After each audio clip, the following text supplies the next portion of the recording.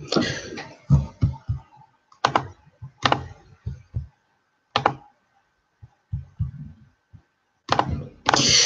we're live. Good morning, good afternoon, good evening. Welcome to BWTM Sports. The topic of discussion, a topic which a lot of people don't really want to discuss, almost like the big elephant in the room, is Wilder Stiverne 2, the fight that a lot of people don't really want to see, but I have a responsibility to report the news, and I have a responsibility within boxing to try and leave my biases out of one side, one way or the other, and try and give it to you as it is, or as close to the truth as it could be. Now,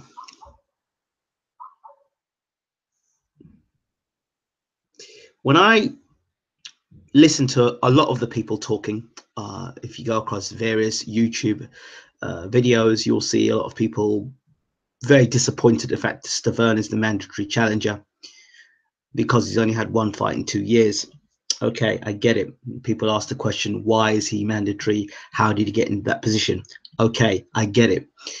I also hear the same people say that the broadcasters wouldn't be broadcasting this fight. I get it. They were wrong. And now Showtime are showing the fight. Regardless of what the circumstances are, Showtime are now showing the fight. So all those people that were spending lots of time and lots of energy thinking that this fight wouldn't happen on Showtime, well, guess now it's happening on Showtime. So that's how something can be just flipped so quickly and changed so quickly. Now I have further thoughts on this. I have further thoughts on this particular fight. And what I did, I went back. And I went back to watch the Showtime presentation of Wilder versus Stiverne, or Stiverne versus Wilder. At the time, Stiverne was the champion. Wilder was the champion. He was a young, up-and-coming heavyweight that had caused torment through the heavyweight division, knocking everybody out that had been in his pathway until he met Stiverne.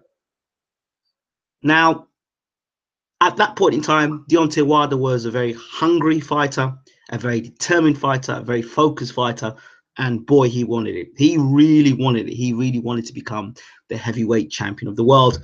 And, you know, a lot of America were behind Deontay Wilder in this charge to him to becoming heavyweight champion of the world.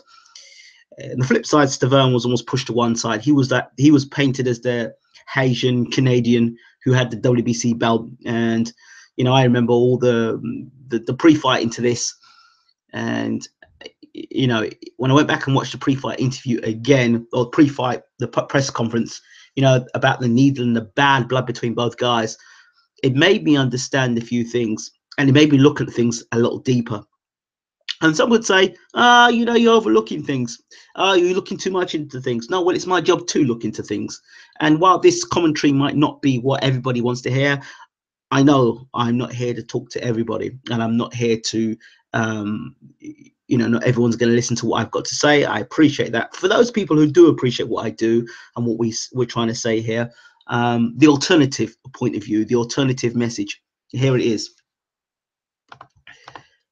On my looking further into things, I looked at the state of Stiverne, and throughout all of the video, or the majority of the video, with Stiverne getting into camp, he looked extremely heavy, very heavy, very fat in face, very heavy set, and he is a heavy set guy anyway, but he looked extremely heavy set for a guy who was preparing to defend his title against one of the most dangerous heavyweights in the world at the time. And speed of hand and foot would have been key against Deontay Wilder. Now, I don't know what happened in training camp, and I don't know about the dehydration story. Now, for a fact, I know that Larry Holmes commented on during the fight that the Stiverne was dehydrated. This is the former world heavyweight champion, Larry Holmes, legendary Larry Holmes. He was sat next to Don King, and he told Don King to go and tell Stiverne's corner that he was dehydrated. Larry Holmes could see it. He noticed it in the fight. Now, I remember this because I was on a show called In This Corner, and if you go back on my old boxing videos around 2000, well, when Stiverne was champion, you'll see I was on a show with In This Corner. It was a show out of Philadelphia. It was like almost a weekly show they would have. And on that show, Larry Holmes was their guest analyst and pundit. So Larry Holmes, Steve Mittman and Mike, his father told me that how Larry Holmes was ringside and saw that Stiverne was dehydrated. So this was something that was going on during the fight. And then afterwards we discovered he was dehydrated. Okay, I get it. That as much as the situation with, him being mandatory challenger, and the same old excuses and same old things. I get it. But in all of this, the social media is a very interesting thing. If you were to be an alien and you landed on planet Earth today and you read social media, you would be very dismissive of Bermain Stiverne. You would consider him, you'd call him a bum, he's useless, he's fat, he's slow, he's this, he's that, da da da da da da da. And you'd be thinking, well, Deontay Wilder's going to blow this guy in a couple of rounds. Okay, well, in the first fight, we know he didn't blow him out in a couple of rounds, and he was the first guy to go 12 rounds with Deontay Wilder.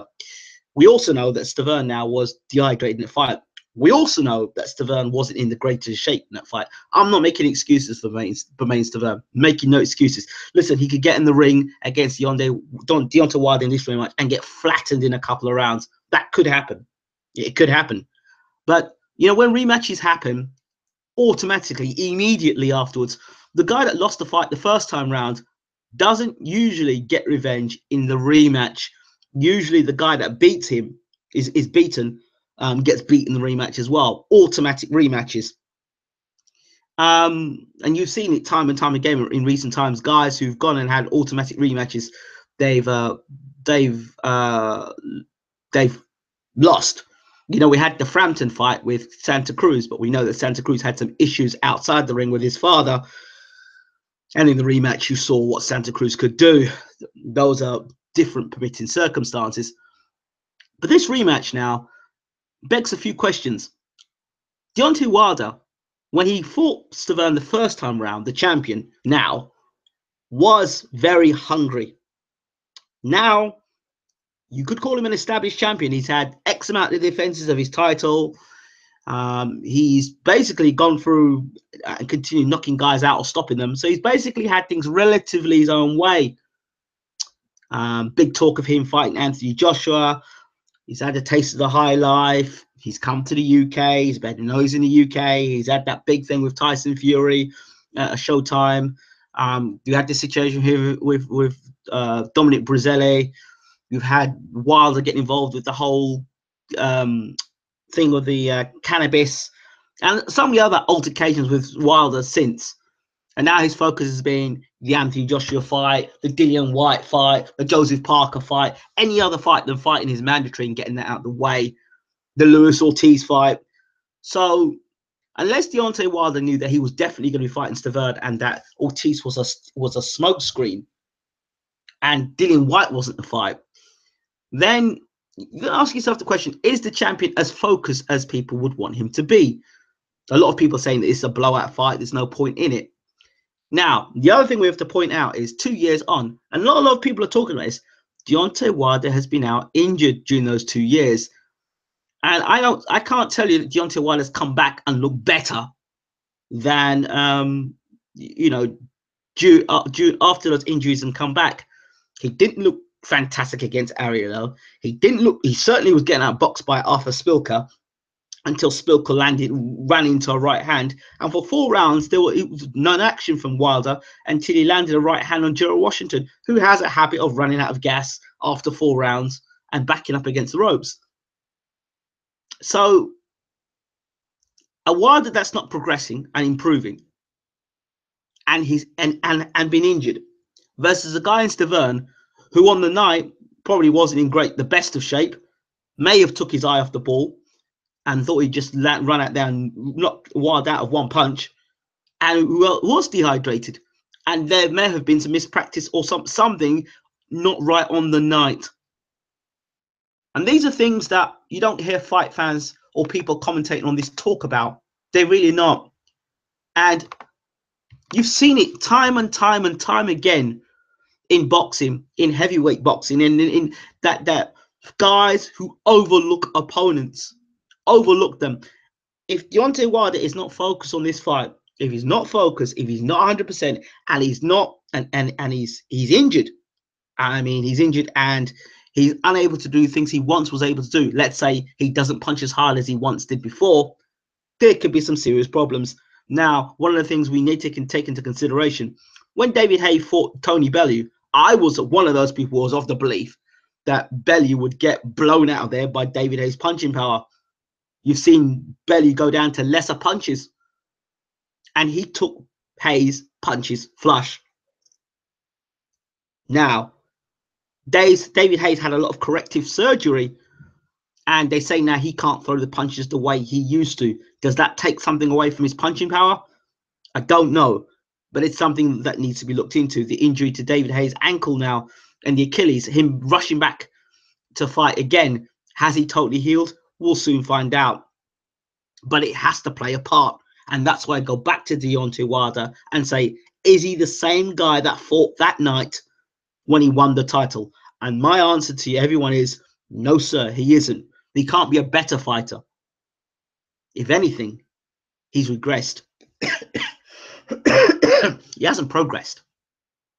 So you've got a guy who hasn't progressed, and the guy hasn't fought for 2 years. Well, he hasn't fought for 2 years.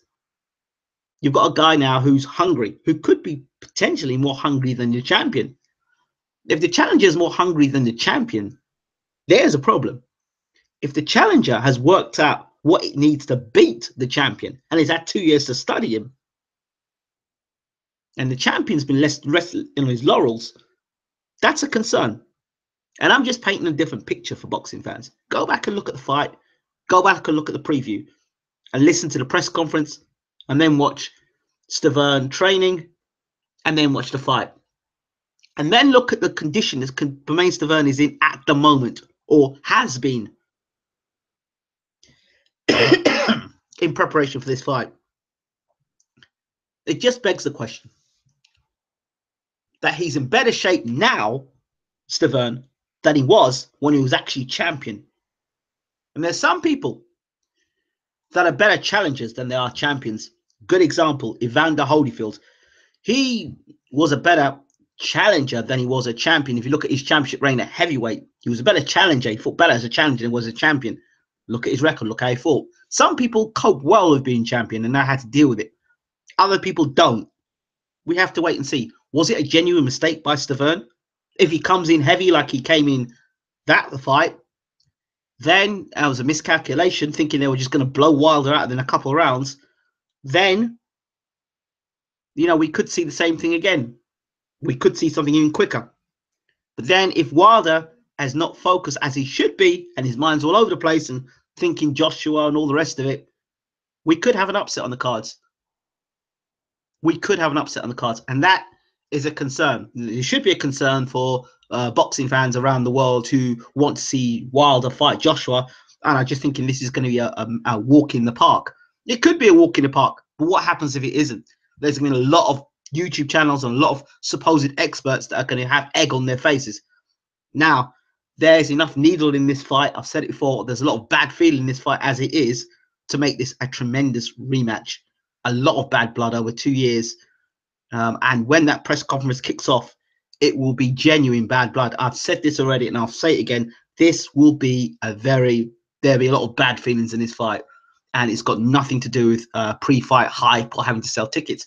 So I'm amazed that boxing fans are just dismissive. There's no real genuine beef between White and Wilder. That's just to sell tickets.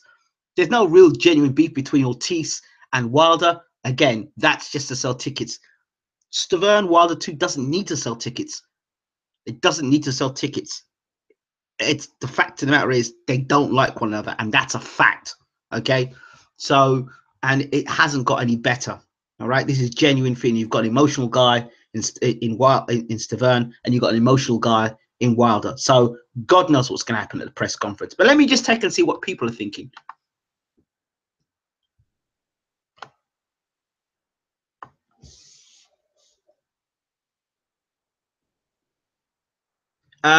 Tube says Stiverne will not win, and if he does win, he will not be allowed to win. It's interesting you're saying that, Tubes. Wilder has had some fortune by hook or by crook, his path for Joshua mega fight seems pretty clear, barring Stiverne. Stiverne needs a knockout. Well, I think that's key. Joshua could face Sam Sexton and AJ fanboys will sell it out. Chris Mason, good afternoon. Good afternoon, my friend. Great to have Chris Mason in the room. And Chris, we need to get you back on the show ASAP. Sexton is the man, LOL. Wilder has been active. Yeah, he's been active doing what? Wilder is becoming more delusional after every fight. Most overrated heavyweight out there. He will get found out as will AJ. Like most bangers, they have suspect whiskers, says Chris Mason. Very true. Let's be careful though. Yes, obviously one can criticize aspects as of Wilder's game, but does that mean that some seem to imply there are different types of fighters, right? To be continued. Yes, I will do. Stiverne needs a KO to win. I agree. Wilder has been at box in most of his fights before he got the win, but on scorecards, the judges had it up. I know. Heavyweight should always be after the KO. I agree. Other quality fighters don't have great power, but they're still really good. Wilder has fearsome power. That's a significant plus that others do not have. Let's have a balanced view. I agree. The right hand is key, but that's it. If we look at it, it's just the right hand. You take the right hand away, you've got a one-handed fighter. Have you seen Wilder knock anybody out with a left hook? Have you seen Wilder drop anyone with a jab? Just the right hand. Just the right hand. And that's something that a lot of boxing fans are not paying attention to. He's got one right hand. Yes, it's devastating. Take the right hand away. You remember when Felix Trinidad was fighting, knocking everyone out? And then he fought Bernard Hopkins. Hopkins was able to take the right hand away from him. And you remember Stiverne's amateur pedigree of fighting the likes of David Price and Robert Helenius, two massive bangers, two guys that can punch. Take the right hand away from Deontay Wilder, and it can be done. You take the right hand away from Deontay Wilder, which literally means moving in such a manner that you're not in the position to get hit with that right hand. You're then making Wilder have to make adjustments. Can he make those adjustments?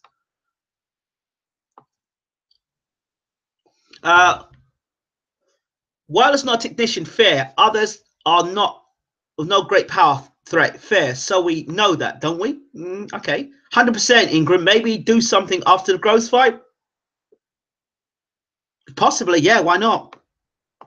Dan Rogers says Stiverne is underrated. He is. And that performance against Wilder, the first fight, if Wilder's looking at that fight, I think he needs to be careful. Wilder still has a great equalizer, but when there's the top four boxers facing each other, usually fight goes 12 rounds. It does tell you something that the first meaningful fight that Deontay Wilder had in his career for the heavyweight championship of the world went to points.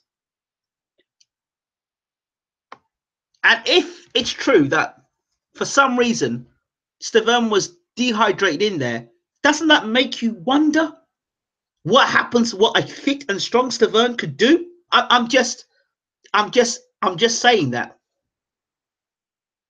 Hope Stiverne wins, then he can come to the UK and for fights with some Brits. You know for a fact that if Stiverne wins the title, he will defend against whomever. There'll be no messing around there. Yeah, what? Just the right hand, just one AK-47. I know, but it's called boxing for a reason. It's not called right hand happy. Boxing for a reason. Mike Tyson had a left hook and a right hand. And I remember people talking about I remember the Holyfield fight. This fight is quite similar to the Evander Holyfield fight. The first fight, when people sat and said, "Oh, Holyfield just fought Bobby Ches, and he couldn't beat. He just about beat up Bobby Ches. Oh my God, Holyfield's got heart problems. Holyfield should be in the ring with Mike Tyson. Mike Tyson's going to kill Evander Holyfield." I remember all those people. They're going to need the ambulance outside for Evander Holyfield. They're going to need a stretcher for Evander Holyfield. I remember all that stuff people were saying. I said, you know what? I'm going to put my money in Evander Holyfield. And what happened? Evander Holyfield ended up stunning the boxing world. And what did Holyfield do? He did the one thing that Mike didn't expect him to do. Take his best shots and walk him backwards. And when he walked Mike Tyson backwards, Mike could not fight going backwards. And as soon as Mike was put backwards, going backwards, that's where Holyfield won the fight. When Tyson was in the center ring, that's where Tyson was at his best. Holyfield walked Tyson back to ropes, and the rest is History. The big punches didn't save Mike that night. They didn't save him in the rematch. So there you have it. That's one example where a guy has been totally written off, and then has come back and won the heavyweight championship of the world. So boxing is filled with upsets, and upsets are there for a reason. It just seems within YouTube, the word upset seems to be not used, or people are scared to say the word upset. There is a possibility that Wilder could get upset in this fight, but there's also a possibility that Wilder will knock Stiverne out in a couple of rounds. There's also a possibility that Stiverne could knock Wilder out in a couple of rounds. There's also a possibility that this fight still may not happen. That on the week of the fight, Stiverne gets popped for some drugs. This situation, until the two guys in the ring, you just don't know what's going to happen with this whole WBC situation. You don't know. Chris May says, if Wilder fights someone who knows how to rotate him anti-clockwise, this will take away the right hand itself. This is exactly what I've said. Exactly what I've been saying, Chris. Didn't Wilder knock down Washington with the left hand? No, he knocked him down with the right hand. AJ has shown great improvements on his boxing ability. Not great, but it's better than Wilder. Well, yeah, you've got to say that AJ is more fundamentally correct than Wilder. AJ has shown he can recover from a knockdown too. Wilder's advantage, he has greater one-punch knockout power. And I also have to remind you, and people will laugh at this, that the guy that actually knocked Wilder down and knocked him out in the amateurs and stopped him wasn't a tall guy. It was a short guy that got on the inside and hurt Wilder. And I can't tell you, since Wilder's amateur days till now, if he's actually improved. I can't say that, you know. See, within the YouTube community, people want to have views. Within the YouTube, and that's fine. Within the YouTube community, people don't like looking silly. I'm just saying logically, these are all the possibilities that can happen. Win, loss for both guys, a draw.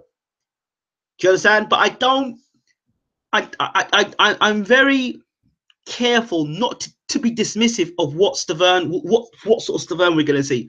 Very dismissive. Very dismissive. I'm not going to be dismissive. Like, people are very dismissive of this fight. It's a disappointment. Exactly. Harold Sconey has had Wilder in all sorts of trouble. I agree. Politely, Wilder's first knockdown off Washington, whichever it was he recovered from, was from a left hook. Watch it.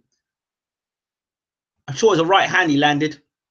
I'm sure it was a right hand he set it up with. It was a left. I thought it was just one straight 1-2 down the pipe, and that's what started the trouble. The jury's still out on Wilder. Vitaly's to blame. Haha. So I don't know, and I just people say, oh well, one of the excuses people will use not to listen to me will be this. Oh, you talk to Stiverne. You got Stiverne on. Listen, let me get something categorically clear here. I've only done this Stiverne thing so that people can get to know a fighter better, and that's one. And two, for BWTM to be able to get fighters to come onto our platform and talk. I've spoken to many fighters. I've interviewed many fighters. Does it mean I kiss all their asses? No, it doesn't. I'm providing a service, which is to in terms of BWTM sports, is to allow others to listen to to get to know other fighters and doing something different. I'm providing a different service. That's what the BWTM is all about, right? So my role as host or pundit or whatever you want to call me is to ensure that you can get to know as many fighters as possible on a different platform and get to hear their story. So why I should get called an arse licker, pardon my French, or brown nosing because I bring somebody on the channel is absolutely redundant. It's a redundant argument, because that means every person that I bring on the channel is I'm brown nosing, and that's very far from the truth. I could simply just sit down and just talk to these guys on the telephone, and that'd be that. So, but it does tell you something. When the likes of James Ali Bashir and Peter Fury, two guys who know what it takes to make a world champion and been in the game a while, two trainers who actually believe that Stiverne can win a rematch if he comes in shape. It's interesting that they say that. Very interesting. Stiverne needs to come in fit with a good frame of mind, and he gives his lifetime best performance. He can win. Well, he can win. It's not like It's not out of the realms of possibility he can win. He can't win. He can win. Archibald's good to see you in the room, my friend. So he can win. But I'm making these further thoughts because I'm not going to be one of these people that after the fact, oh yeah, well, you know, Stiverne's not a bad fight. I'm not going to say that. A lot of people do that. I'm telling you up front how I feel about situations. And there is, with this fight, it is a banana skin for Deontay Wilder, a real banana skin. You got a guy that's seeking revenge. You got a guy that's hungry. You know, you got a guy that potentially can ruin the script altogether.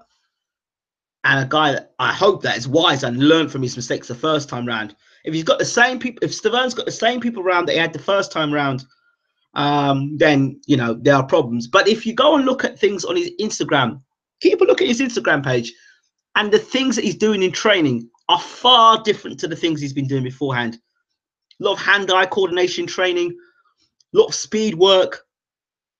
And if Stiverne comes in the sort of shape that I hope he comes in, and he tries to box the way he boxed against Price or against Helenius, Wilder's in a world of trouble. What's going to happen if Stiverne can get on the inside quicker and Wilder can't find that right hand? What's going to happen? What would happen? I mean, these are things that people need to consider. We all know the outcome that a lot of people want to see because they want to see the Joshua fight.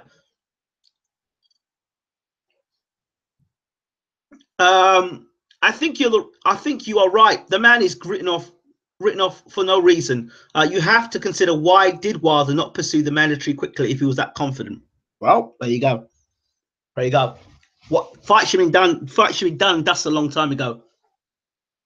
Fight should have been done and dusted. If the fight had been done and dusted a long time ago, we would have probably been looking at a Luis Ortiz or even a Dillian White fight. But again, what do you think of Wilder's jab in the first fight? I thought it was very considerable. And yeah, I thought that's what I said. I thought his jab was very good in the first fight, but he was forced to use the jab in the first fight.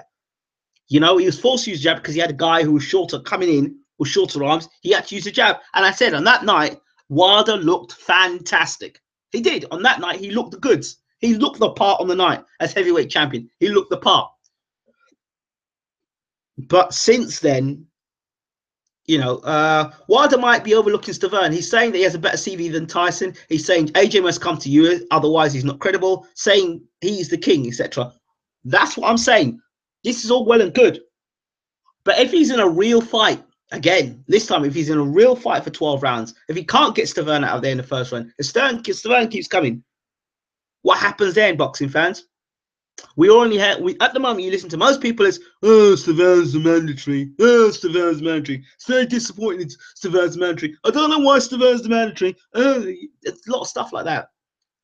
But I'm just giving you a point of view that's kind of less my own point of view, but just looking at some facts and saying, hey, take a look at the fight back then. It's not a fight that happened 3 or 4 months or 6 months ago. This is a fight that happened 2 years ago. Do you know what I mean? And think about this. Imagine Stiverne were to beat Deontay Wilder. He comes back 2 years from that fight, comes back and knocks Wilder out in the rematch when almost 95% of the boxing world have been hating on Stiverne and not wanting him to beat Wilder.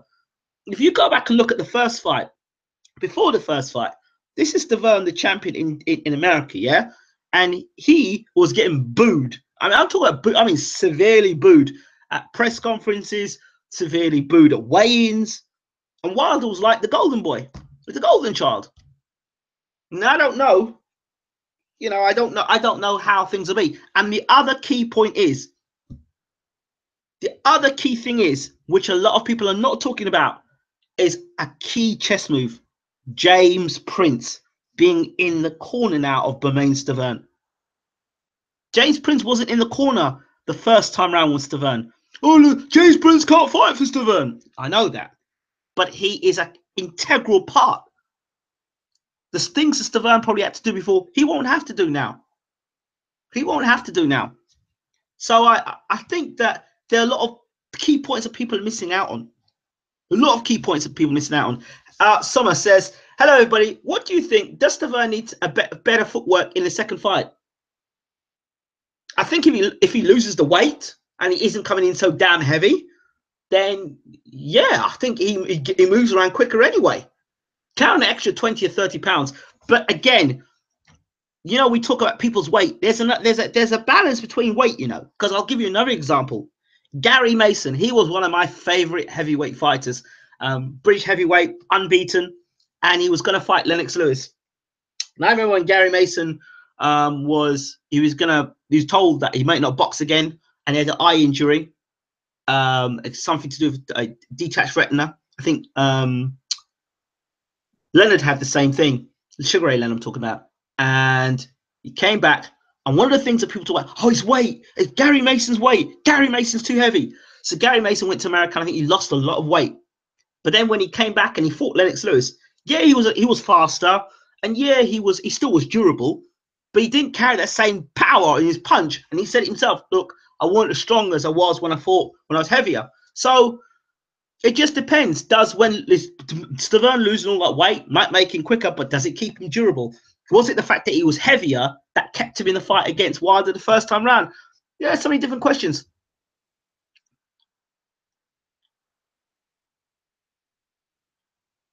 I didn't see that in American personally. I always liked Stiverne and gave him big ups for what he did to Areola. I think may have hated hard on Wilder. Many have hated hard on Wilder. Yeah, they have done. They've turned on him, let's say. I just had a retina reattachment surgery. Serious. Oh, well, congratulations. I hope it's gone well.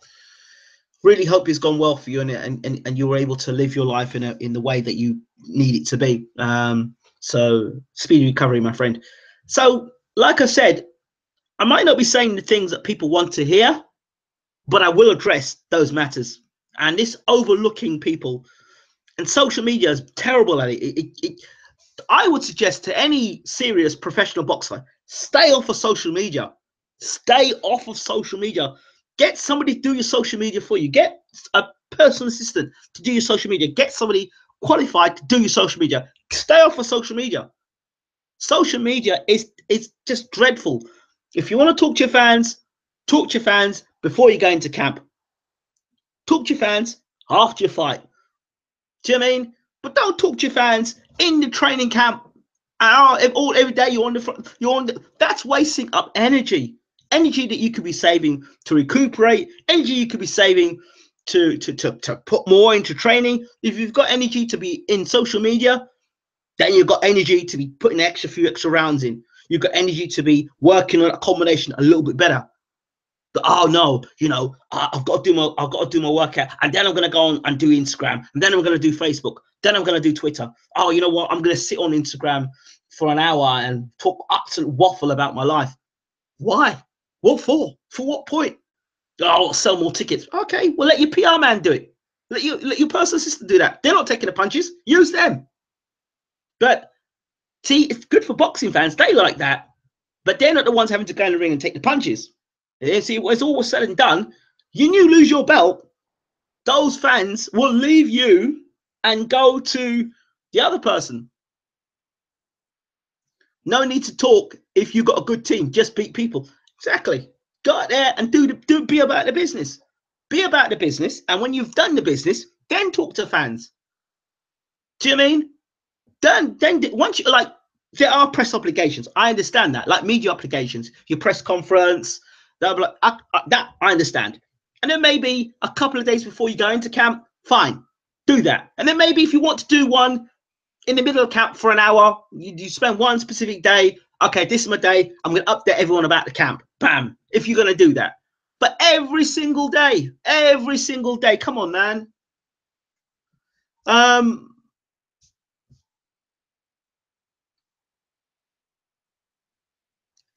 Let's see here. I don't see anyone hating on you, Ingram. I like hearing your opinions, by the way. How do you spell your name? Ingram. By the way, yeah, the reason why you don't see people hating on me is because I'm having to block. See, people think they can leave this swearing on their stupid comments. They don't spelling properly and stuff. on the channel, and I most of the time it goes, trash belongs in a trash can. So there's a lot of racist comments that come out, a lot of bigotry, a lot of just stuff that nobody needs to read. So I like people to watch the videos and see the videos. Personally, I like people to see the videos on the channel. And I've spoken to the people who basically run the BWTM, and I've said, listen, we need to ensure that when videos are up, that people can see the videos and they can read the videos without having to deal with all the trashy comments all the time. And there's really a lot of trashy comments. So all the trash comments go in the bin. So that's probably why you're not seeing a lot of the negative comments that are said to me on the channel. Racist comments, negative comments, yeah, all that stuff. We just get it and put it in the bin. That's it. That's what I know of. That's what I understand. So it's very much moderated. Stiverne's a very good physical form against Austin 2011, but the height there was the problem. He's a better and harder boxer than Wilder, but 13 inches is too big a difference. This is my fear. I see. You never get rude behavior from me. Trash belongs in a trash can. Truth, it does. It does. And so I don't engage it no more. And I think trolls are now, I don't know, maybe not. They're fed up trying on the channel, so they've gone elsewhere. They know that it's not getting through, and I'm not on any political agendas. Meaning I'm just talking boxing in this situation, and I'll just say it as I see it. And sometimes I say it right, sometimes I don't get it right.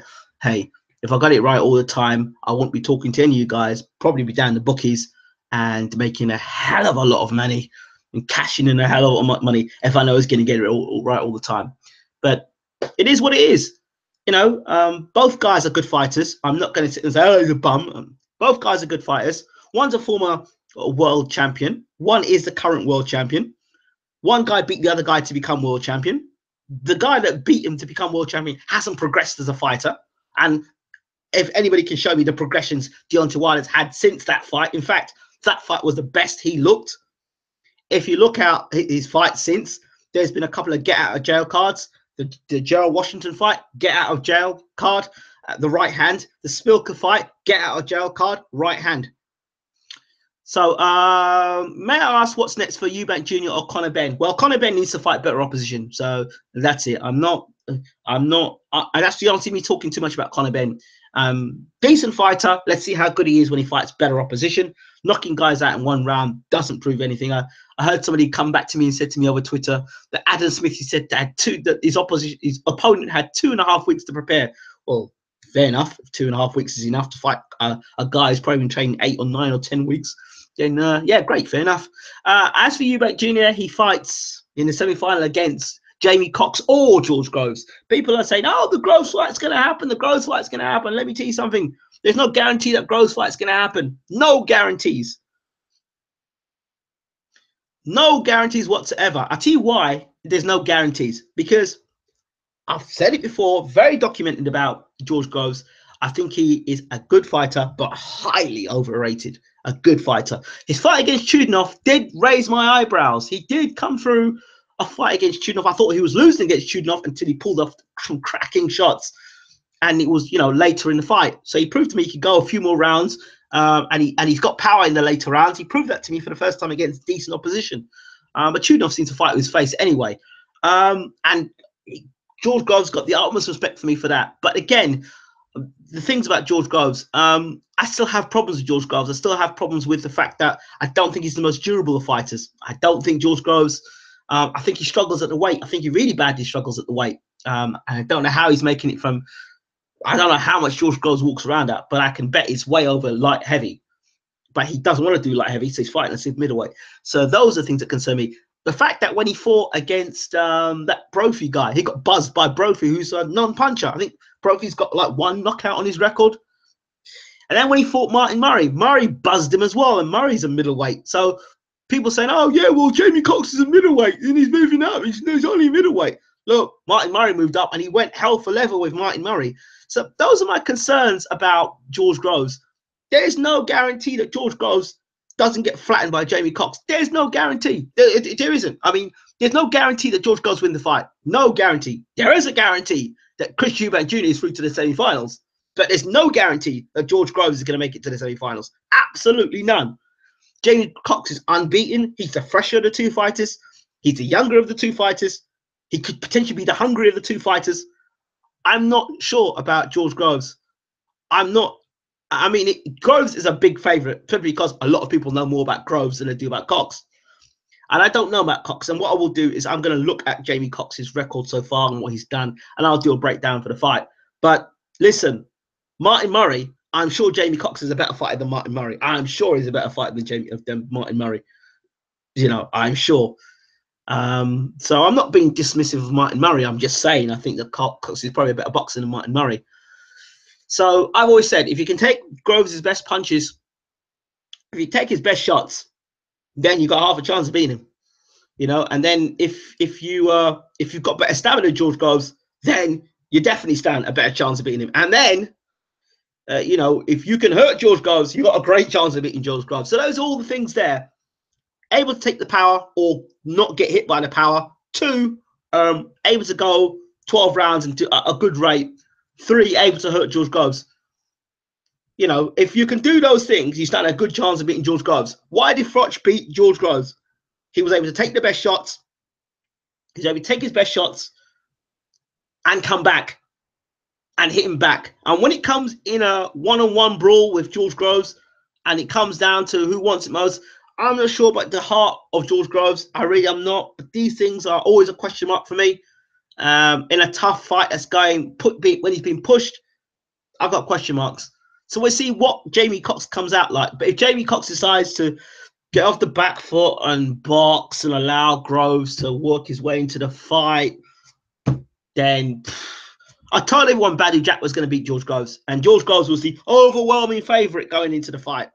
And Badou Jack beat him and beat him well and knocked him down, which I predicted. And people were all up in arms. Oh, George Groves is going to do this. George Groves is going to do that. George Groves came back with niente from America. All right. Got dropped hard in the first round and basically didn't get back into the fight. And this is the same guy. George Groves is the big puncher. This is the same guy, Badou Jack, who got sparked in a round. Okay. So I think things need to put into perspective. And I don't think he beat James DeGale either. I think it was more of a political thing. So that's another thing. I didn't think he won against DeGale, but that's neither here nor there. He's got a fight against Jamie Cox. I'll look into Jamie Cox a little further. I know Jamie Cox has been sparring with Liam Cameron, who fights Sam Sheedy this Friday night at Sheffield. And that fight can be seen live and exclusive on Free Sports. If you've got Freeview, then you can tune into it. If you've got Freeview or you've got Sky, I think on BT as well, you can get it. So check it out. I see what people are saying. I thought Chris Jr. looked very good Saturday night. Yeah, I don't know, Chris, if you saw my pre-fight prediction for that.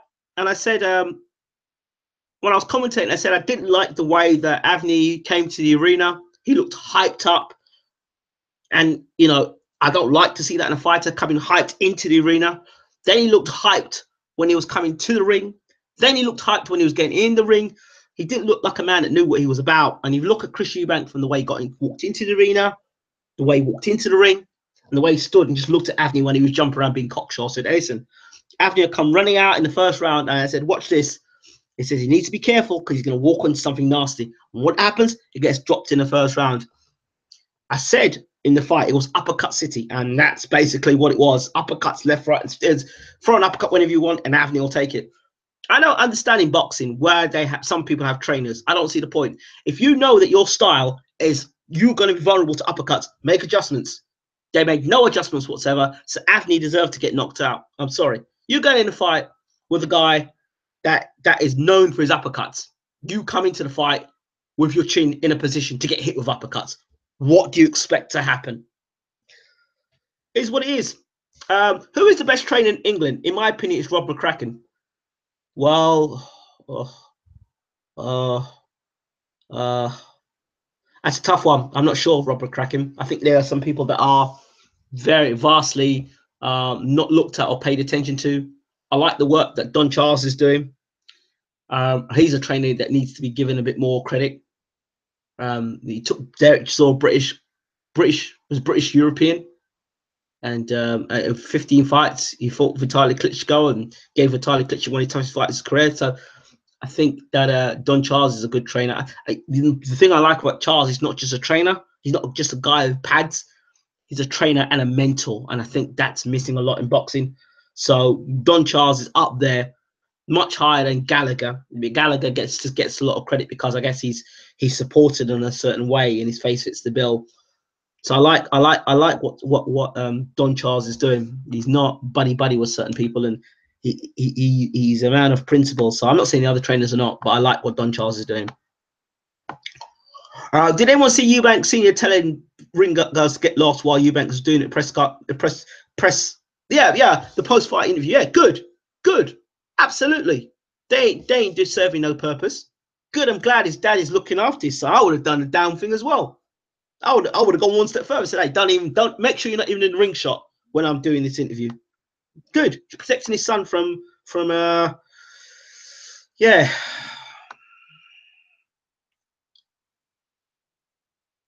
Cox is dirty. He should make it dirty. Get Groves to trade and let him gas himself up by 10 rounds. I agree there. Chris Mason, spot on, mate. Thank you. Love Groves' style and punch choices, but he's vulnerable. Yeah, he is. Listen, I love George Groves' walk to the ring. I love his ring walk. He's got one of the best ring walks in world boxing, George Groves, and the theme tune of The Saint. Don't get me wrong. I've always called George Groves a TV fighter. Good for TV. George Groves is never in a boring fight, but he is very vulnerable, and he's become more vulnerable with Shane McGuigan. Yeah, and a lot of people are not gonna like what I'm saying here about Shane McGuigan, but he's very vulnerable, and I'll explain why. You see, George Groves, his style when he was Adam Booth was good because he doesn't take punishment very well, I don't think, and I don't think he. I think him being elusive the way Booth had him was good because he was get in, throws bombs, get out. That's the style that George Groves fought best with. That style, and it would be that style that I would have had him fight against Chris Eubank Jr. That in and out movement, the herky jerky. I like that. What we've got now in George Groves in 2017 is a guy that wants to stand in the middle of the ring and hold his feet and land hurtful punches. That's all well and good. But when you do that, you leave yourself open to getting countered and getting hit and hurt. And the problem with George Groves as well is you look at his left hand. He holds his left hand out there. If you watch him, since he's met the McGuigans, they leave the left hand out there. Anybody who leaves the left hand out there is literally begging to be caught with a right hand over the top and get knocked out. Might not be the same for Jamie Cox, but it will be the same if you ever fought Chris Eubank Jr. You cannot leave your left hand dangling down by your sides or out there for the sake of doing it, because you will, when you meet a better fighter, you will get yourself knocked out. And remember, he got knocked out by Carl Froch. Left hand down by his side, left-right combination, and George Groves has been knocked out. Groves has been knocked out before. He's been stopped. He's been badly hurt in fights. He's been dropped. But somehow or the other, he's an overwhelming favourite against Jamie Cox. And I'm sorry. Listen, at first I had George Groves as my favourite. Now my eyes have turned to a guy called Rob Brandt. It's because he did an interview with Rob Brandt. No, it's not because I did an interview with Rob Brandt. It's because Rob Brandt, from the gym Rob Brandt comes from, he's well schooled, and one of the best trainers in the world, in my opinion, is Derek James. You don't have the Charlo and Errol Spence in your gym and you getting something right. You know what I mean? He's a good trainer, Derek James. Very good trainer, very underrated trainer. I think he'll get the best out of Rob Brandt, who was a very good fighter, fought at light heavyweight, very good fighter in the amateurs, and carries good punching power. I think he's going to do a number on Jürgen Bremer. He's the guy that nobody's talking about. He's the American, but nobody's talking about Rob Brandt. They're just talking about Eubank and all the Europeans, just like they did when the Super Six happened. Remember the Super Six? And it was all about the Europeans. Arthur Abraham, Mikkel Kessler, Carl Froch. Those are the guys who were meant to win the Super Six. And what ended up happening? It was the American, Andre Ruud, that came in and just beat everybody that was necessary to become champion. And that's that's something that you need to be aware of. And if he gets rid of Jurgen Bremer, in a way, I think he's going to get rid of Jurgen Bremer, who, in my opinion, is too old and shouldn't be fighting a super division. We'll have to wait and see. But I don't even know why Bremer's in the tournament, to be honest. But neither here nor there. He's in it. It seems to me that even many Brits are indifferent towards James DeGale, who I think is very talented. Am I wrong? Why is this the case? Well, you see, here's what I think the problem was with James DeGale. James DeGale was selling the fight on Sky Sports with George Groves. If you left George Groves to sell that fight against him and DeGale, that fight would not have been sold. That fight would not have been sold. I don't care who you talk to and come back and tell me it was James DeGale that sold that fight, not George Groves. Not George Groves. You know, that is something that we need to think about. And because of that, people haven't forgiven DeGale for that. They haven't. And DeGale's a confident guy. This is a guy that won the Olympic won the Olympic gold. Legitimately won the Olympic gold.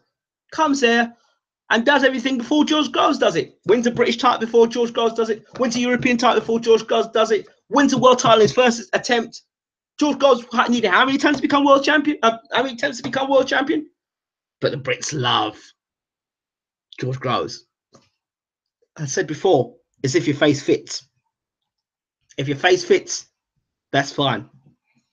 Chris Mason says he's like most British fighters, doesn't know when to shut his mouth.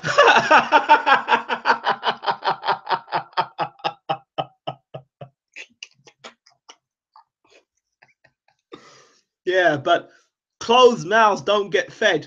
Closed mouths don't get fed. DeGale has said a lot of things. Some things controversial. I'm not defending George DeGale here, but what I'm saying is, let's be honest. You can't go back and watch that Sky Sports thing with DeGale and Groves and not find it funny. You cannot say it's not funny. Does Callum Smith make it to the finals? I've said it before and I'll say it again. I don't rate Callum Smith. I don't rate him. Never rate Callum Smith. Never rate Callum Smith. I don't think he deals with pressure very well. I don't think he handles pressure very well. And that's and Eric, whatever they are, Sokoland or Sogland. Who was he? Who the hell was he?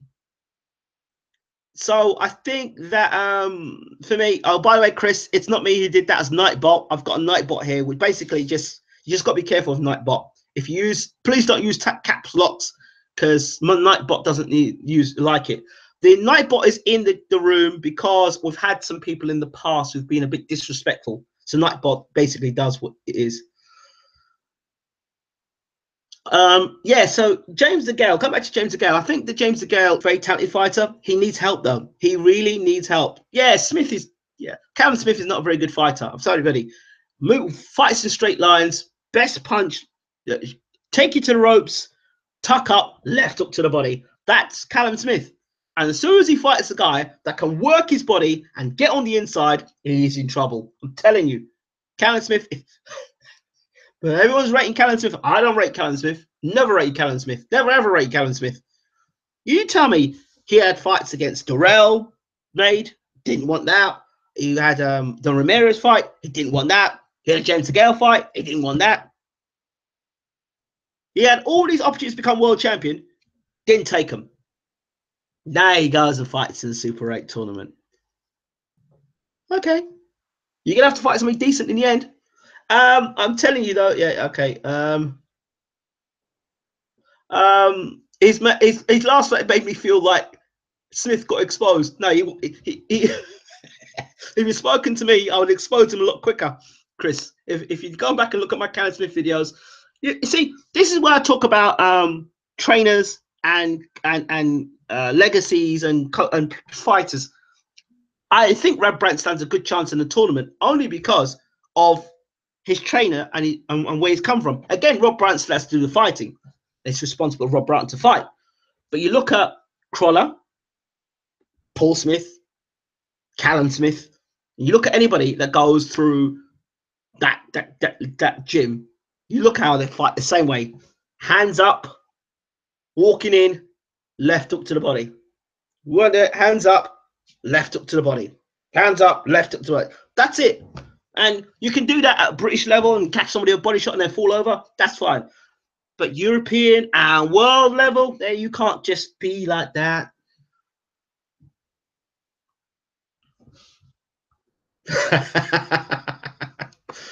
He says, yeah, no problem, mate. Yes, but Groves wins. I hope so. I hope so for you Groves fans.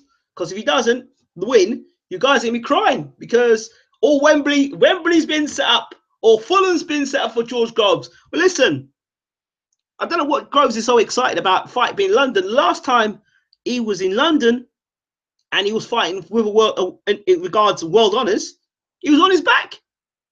He was on his back, looking up at the sky, and George Groves was getting knocked out by Carl Froch. Remember? Let's not go there. Because yes, you've got to have an enforcer in the chat these days in group. LOL. I know, says the doc. YouTube gone mad. I know it's gone mad. Tell me about it. I was being polite. LOL. Yeah, I understand. LOL. Oh, that was funny. Chris Mason, you're the exception. Yeah, of course. If you type in caps, Mr. Nightbot will have a go, and it will time me up for 5 seconds. Most people on here can't spell polite.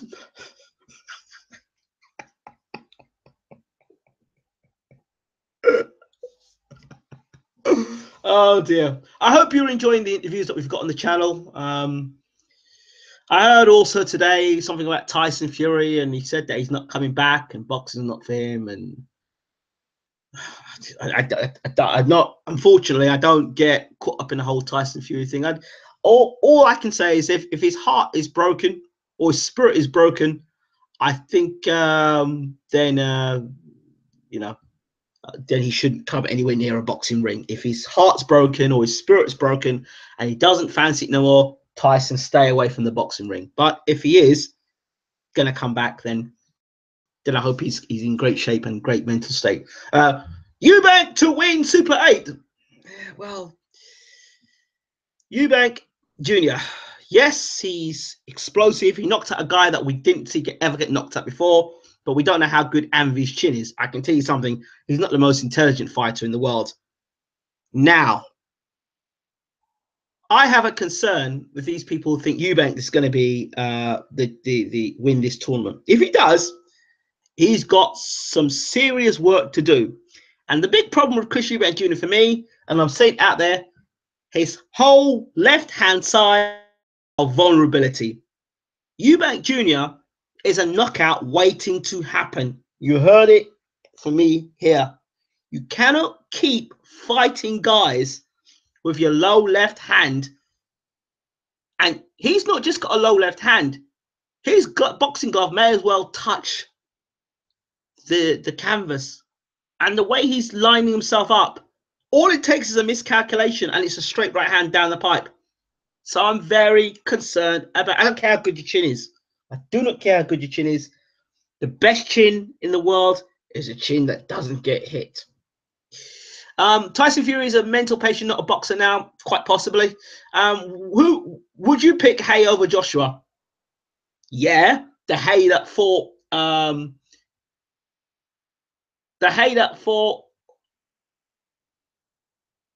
Ruiz. Yeah, that Hay. I don't know about the Hay in 2017.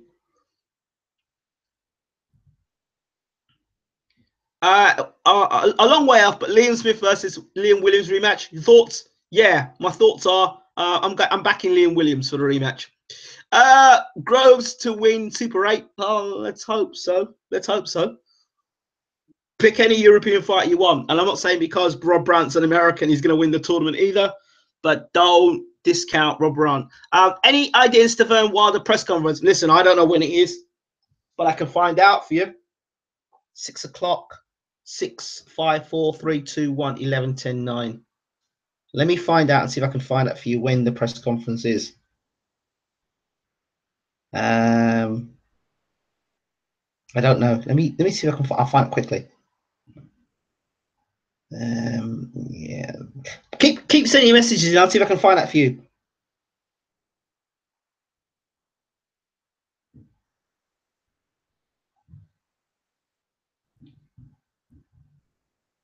Okay. I've just sent a message. I don't know. I don't know if he's up or not. He could be up. I'm not going to ring the guy. It's 6 o'clock. 6 o'clock.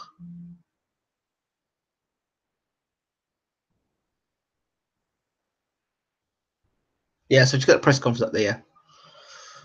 So yeah, I'll find out. As soon as I find out, I'll let you know. If he's online, I don't know. He could still be sleeping. God knows, he could be out for a run. It doesn't look like he's on at the moment. So I'm not going to ring him now because it's 8 hours back. I don't know what's going on. So I'll find out. I'll find out later on. I will find out. As soon as I find out, I'll do a video specifically letting you know when the press conference is. You think Wilder finally flipped with these crazy videos? I don't know. I don't know, but I can tell you he's been listening to every single interview that Stiverne's done with us. I can guarantee you that. I guarantee. I know that Wilder is not a big fan of my channel. I know that for a fact. Wilder's lost his head. With Eubank Jr., to me, it's the combination of that lead left hand being low, unhooking with hookers. You can't do that unless you're Prime Roy Jones Jr. Thank you very much. Those are my concerns.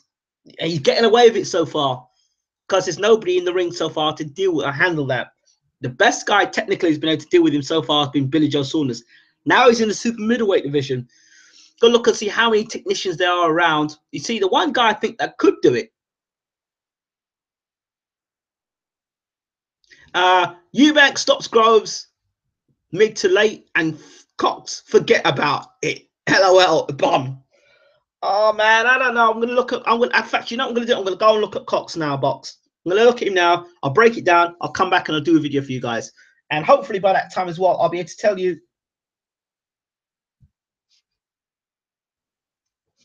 I've just heard back from Bermain Stiverne. He says he doesn't know when the press conference is going to be. So he don't know. Can you let me know? Okay. So as soon as so Stiverne doesn't know when the press conference is going to be, but I'm sure it'll be soon. But as soon as we know when the press conference will be, I'll ask Stiverne to let me know. But he doesn't know at the moment. You've inspired me now, Archie Balls, to go and look at the fight between look at Cox, Jamie Cox, and George Groves. I'm gonna have a look at it now. All right, I'm out of here. I'm gonna go and look at Cox, but Jamie Cox versus Chris Eubank Jr. No, Jamie Cox versus yeah. See, fraudulent slip there.